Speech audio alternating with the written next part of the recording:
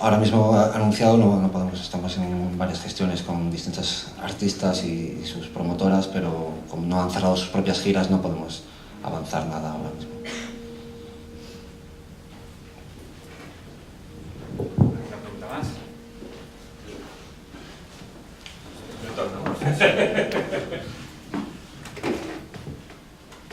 Estamos escoltados aquí, pues, una colección que me acaban de explicar de guitarras que son una auténtica maravilla. Es todo goma espuma, no es absolutamente nada. Cartón pluma. Es todo atrezo. Bueno, a falta de 8 músicos más, que tendréis la grandísima oportunidad y fortuna de vernos el día 10. Lógicamente nosotros hacemos Dire Straits, antes arrancábamos con Romeo y Juliet con una guitarra bastante representativa.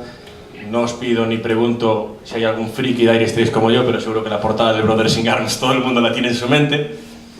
Y esta es otra de las guitarras icónicas. Bueno, hemos traído algunas guitarras bastante representativas de aquella época, que nosotros son algunas de las que utilizamos cada noche.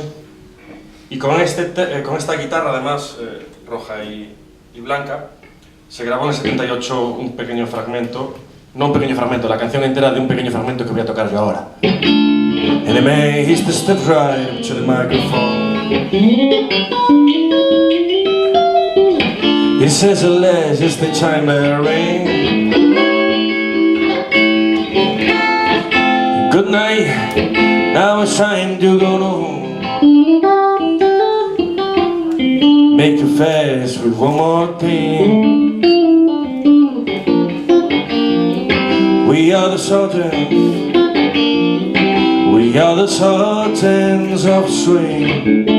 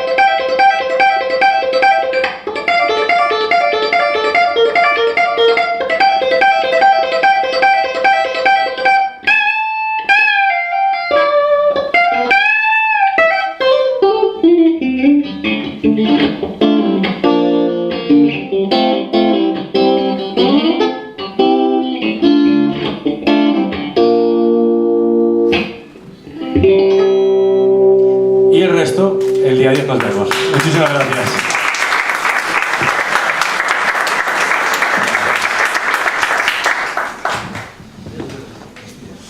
Pues nada más, esperamos vernos el día 10.